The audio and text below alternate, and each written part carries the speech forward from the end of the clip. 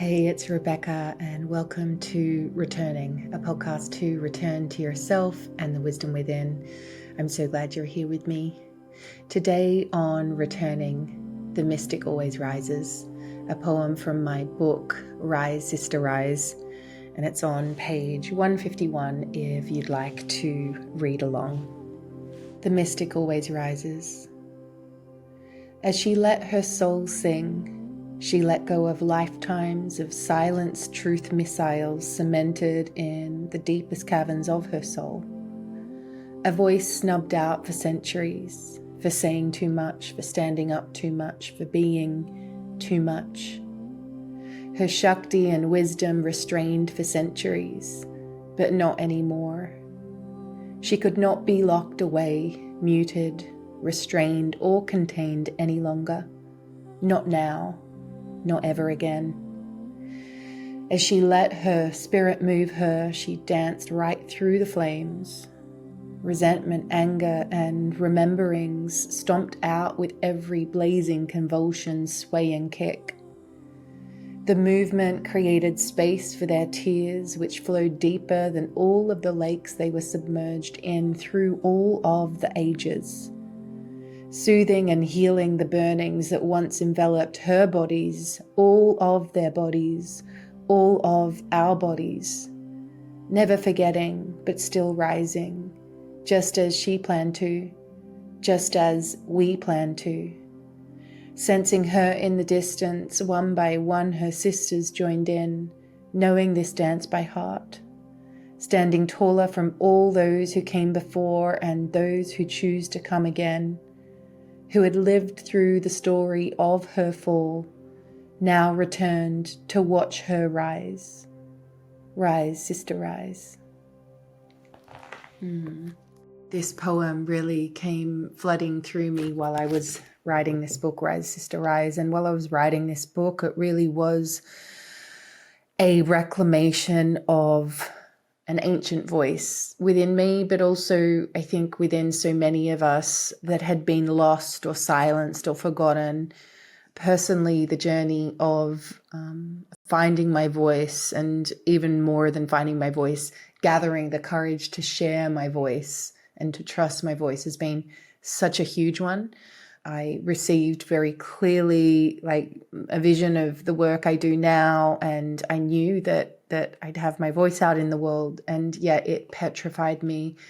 And a big part of my healing journey from a soul's perspective, and probably ancestral as well, has been the reclamation of my feminine power, the reclamation of trusting my inner wisdom, and just as powerfully, if not more, gathering the courage to allow myself to be seen and to share that wise, unrestrained feminine force that is within me, and I believe within all of us. Personally, with my ancestry, a lot of it is of European descent, and I grew up in Australia and was called back to these lands of Europe from the moment I finished school, and it's felt like I've been like retracing the steps of my ancestry in many ways. And particularly the town I live in Glastonbury at the moment is this town which is really built and steeped on deep reverence to the goddess, deep reverence to the feminine. And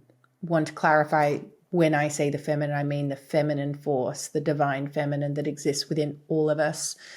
And, I've started to refer to the sacred, instead of being as God. I do resonate with the name God, but I tend to use Great Mother or Goddess even more. And the reason for that really is until the feminine is reclaimed and embraced in that way, I will continue to do that. But it is not.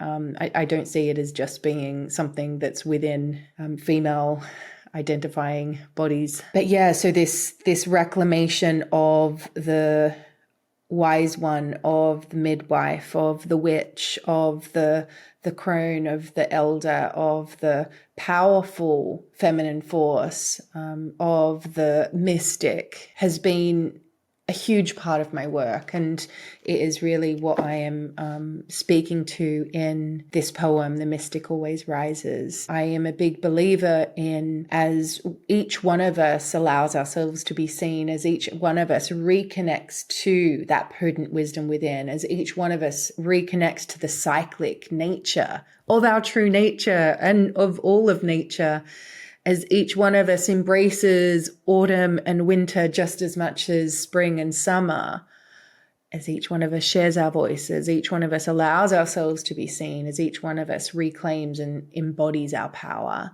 as each one of us heals our motherline wounds, as each one of us heals a sister wound, and so many more actions. But as each one of us does these things, little by little, we have no idea of the impact that we're having collectively. And I do believe, and I know this from personal experience observing others as well as the other way around, as each one of us gathers the courage to mend what has been severed and allow the voice to be seen and heard, it makes it easier for the next one to do the same. I clearly stand on the shoulders and the courageous work of generations and generations of women who came before me. So really honoring them and honoring us and honoring you for having the courage to be seen and witnessed and heard. And so I really do believe that the mystic always rises, that the wisdom is within each and every one of us, and that this period that we're living in is one of great change, and what is needed is a paradigm shift. And I think that we need to move from the linear mind into the mystical mind. And so may the mystic within you always rise. And so The Mystic Always Rises is from my second book, Rise, Sister, Rise. You can find out more about Rise, Sister, Rise at risesisterrise.com. And I've also got a really beautiful chant of the same name that you'll find on there too, if you would like to explore it. I'm curious about how The Mystic Always Rises lands in you, and as always, I'm holding you in my prayers.